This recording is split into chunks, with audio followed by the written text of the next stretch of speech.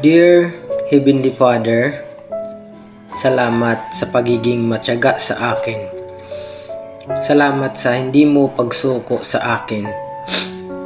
Kahit na pakiramdam ko na wala ako, nalilito o malayo, hindi ka kailanman tumalikod. Patuloy mo akong hinihila pabalik sa iyong presensya. Hindi sa kahihiyan o pagkakasala, ngunit sa pag-ibig. Sa biyaya, paulit-ulit akong sinasaklaw niyan. Salamat sa paglikha sa akin, para sa pagbuo sa akin na may tulad na pangangalaga at intensyon, para malaman ang bawat detalye ng puso ko, maging ang mga bahaging pilit kong tinatago. Nakikita mo lahat. Ang mga lugar ay pagod na ako. Ang mga sulok ng aking kaluluwa na natatakot. Ngunit ang mga peraso na pakiramdam pa rin sira o hindi sigurado. At gayunpaman, mahal mo ako ng buo, malalim, nang walang kondisyon. Salamat sa pagpapadala kay Jesus para iligtas ako. Hindi lang para patawarin ang mga kasalanan ko, kundi para maibalik ang buhay ko. Salamat sa cross na nagbukas ng pinto sa biyaya. At dahil doon, kaya kong mabuhay ng may pag-asa. At salamat, Father God, sa kaloob na banal na Espiritu. Napakalaking himala na pinili ng iyong Espiritu na manahan sa isang tulad ko. Salamat sa araw-araw na presensyang kasama ko. Nakikipag-usap sa akin, itinutuwid ako, umaaliw sa akin, at umaakay sa akin palapit sa iyo. Lord Jesus, pagod na po akong gawin ang buhay sa sarili kong lakas. Sinubukan ko na, itinulak ko na. Nagdala ako ng mga pasanin na hindi ko sinadyang dalhin. At kaya madalas napupunta ako sa pagod, panghinaan ng loob, at walang laman. Pero ayoko na mabuhay ng ganyan. Kailangan kita, banal na Espiritu. Kailangan ko ang iyong lakas, ang iyong karunungan, ang iyong gabay. Kailangan ko ang iyong hininga sa aking mga baga. Kailangan ko ang iyong apoy sa aking kaluluwa. Kaya ngayon, binuksan ko ang puso ko. Inaanyayahan kita, banal na Espiritu, na pumarito at pumalit upang mabuhay sa loob ko, para maging tahanan mo ang puso ko. Magtrabaho sa akin, ibahin mo ako, punan ang bawat espasyo, magsalita ng mas malakas kaysa sa ingay, kumilos ng may malakas kaysa sa aking takot. Gabayan mo ako sa bawat hakbang na aking gagawin. Ang iyong salita sa John chapter 16 ay nagpapaalala sa akin na ito ay talagang para sa aking ikabubuti, na bumalik si Jesus sa Ama, dahil ang ibig sabihin noon ay darating ang katulong. Salamat, Lord Jesus, dahil hindi mo ako pinabayaan. Salamat sa pagpapadala ng banal na Espiritu. Hindi lang para lumakad sa tabi ko, kundi para manahan sa loob ko. Anong regalo? Ano ang pangako? Ama, hinihiling ko sa iyo ngayon na gumawa ng bago sa akin. Sirain ang isang bahagi ng anumang bagay sa akin na hindi sumasalamin sa iyo. Kung may pride, sirain mo. Kung may takot, itapon mo. Kung may kapaitan o kasalanan o mga nakatagong pattern na pumipigil sa akin sa paglago, ibunyag ang mga ito at alisin ang mga ito.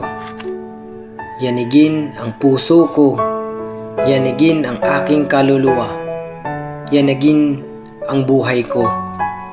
Hindi para saktan ako, kundi para palayain ako. Tulad ng sa mga Gawa chapter 4, nang ang iyong mga tao ay nagtipon at nanalangin at nayanig ang buong lugar. Dalangin ko na hayayain mo ang aking buhay sa pinakamahusay na posibleng paraan. Hayaang walang manatiling natigil o walang pag-unlad. Hayaang walang maitago sa dilim. Hayaang madala ang lahat sa iyong liwanag at gawing bago. Palambutin mo ang aking puso, Lord Jesus. Panatilihin itong malambing sa iyo. Panatilihin itong bukas sa pagtutuwid, sa katotohanan, sa pag-ibig. Linisin ang aking mga iniisip. Linisin ang aking tahanan. Linisin mo ang ugali ko. Hayaang umapaw ang iyong diwa sa bawat bahagi ng aking buhay. Ang aking mga pag-uusap, ang aking mga relasyon, ang aking mga desisyon, ang aking mga pangarap. Gusto kong mamuhay ng may katapangan, hindi dahil matapang ako, kundi dahil kasama kita. Gusto kong magsalita ng totoo ng may pagmamahal. Gusto kong maglingkod ng may pagpapakumbaba. Gusto kong magpatawad ng mabilis. Magbigay ng bukas palad at pagmamahal ng walang limitasyon.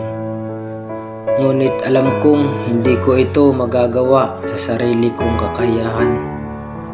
Kailangan kita, banal na Espiritu, upang punuin ako ng lubusan. Hindi lang sapat para makadaan, kundi umapaw, umaagos, bumubuhos sa lahat ng bagay at sa lahat ng nasa paligid ko.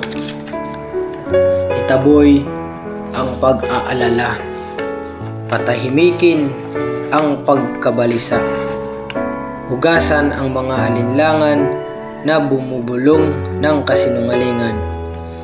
Kapag ang takot ay bumangon, ipaalala sa akin na ang iyong perpektong pag-ibig ay nag-aalis ng lahat ng takot. Kapag naramdaman kong hindi ako sapat, ipaalala sa akin na ang iyong kapangyarihan ay ginawang perpekto sa kahinaan. Kapag ako ay nalulumbay, ibalik mo ako sa iyong kapayapaan, ang ori na higit sa lahat ng pangunawa. Ilang araw, Lord Jesus, napakahina ko, napakarupok. Pero ang salita mo ang nagpapaalala sa akin na okay lang maging mahina. Dahil doon, sumasalubong sa akin ang lakas mo. Diyan ako dinadala ng iyong biyaya. Diyan ang iyong espiritu ay humihinga ng buhay sa mga lugar na parang tuyo at pagod. Kaya magtitiwala ako sa iyo kahit hindi ako malakas. Kahit na hindi ko makita ang buong kalarawan, Sandal ako sa mga pangako mo. Tatayo ako sa iyong katotohanan. Maniniwala ako na nagtatrabaho ka dito ngayon. Kahit nasa likod ng mga eksena, mangyaring huwag akong tumira sa isang mababaw o komportabling pananampalataya. Gusto kong lumalim. Gusto kitang makilala pa.